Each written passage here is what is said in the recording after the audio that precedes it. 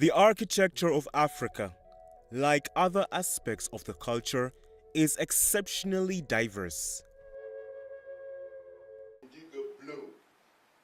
Diébédo Francis Kéré is an award-winning architect based at the Kéré Architecture in Germany. He was born in the tiny village of Gando in Burkina Faso and was the first child there to be sent to school. He qualified as an architect at the Technical University of Berlin and has an award-winning project.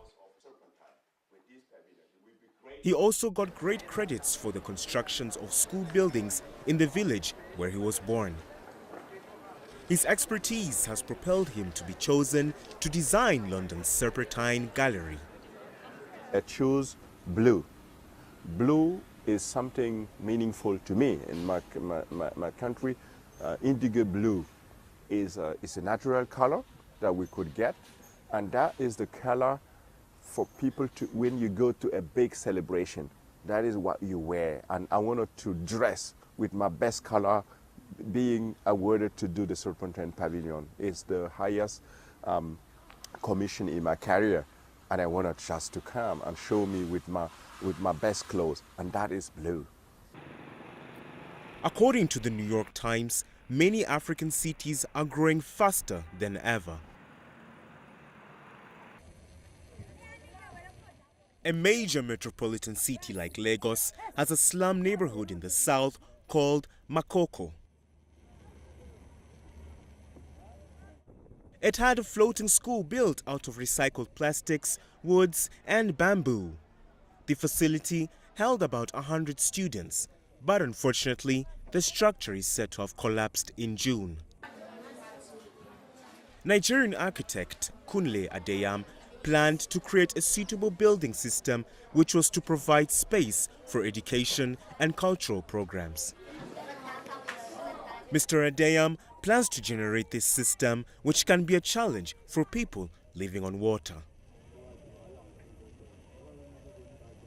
This settlement was already, in a way, dealing with these issues, although through very poor conditions, but they were already adapting to these issues that I feel are some of the most important challenges of our time. African architecture has been a subject to several influences from the earliest periods.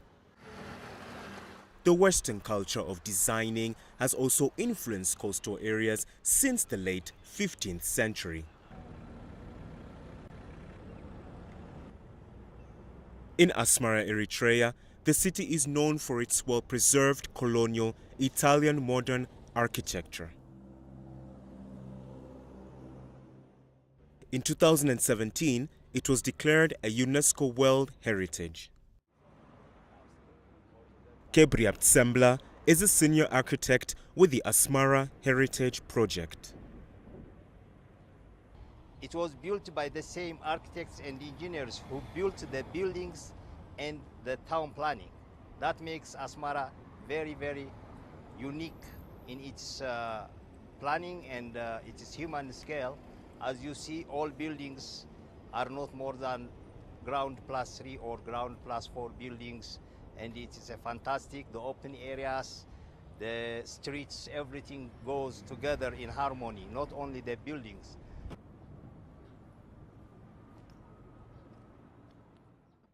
Africa holds about 6 major architects who shine the continent. David Ajayi, a British Ghanaian architect who leads the designer of the National Museum of African American History and Culture.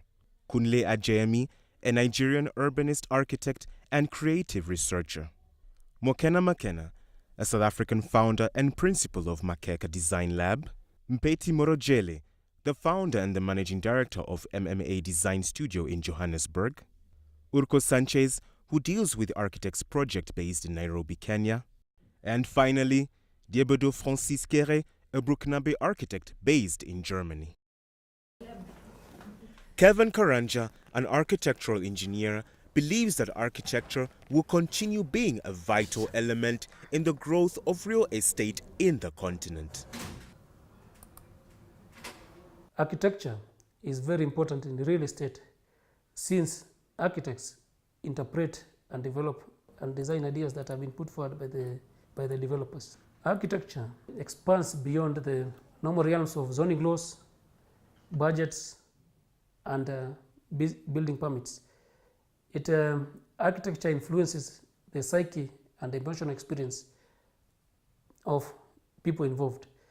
Since architects have the power over the space and thus the power to twirl the human psychology. Back to Mr. Kere, he hopes the impact of the London Tree Pavilion will be to inspire more architects across Africa's nation. Give them a chance, give them a chance. You will see there is a lot of designer having the big desire to express, to use architecture as a catalyst to inspire people, to push people to believe in themselves. I came from Ghana, a very little village in Burkina Faso, and now I have the chance to design at the Serpentine. So design can be learned. You can study, and it gives you a chance to express yourself. There is no limitation. If you give young people like me a chance, they will contribute to design, to architecture. The diverse African architectural design is just like its culture. Though mixed with European touch, it will always remain an emblem for Mother Africa.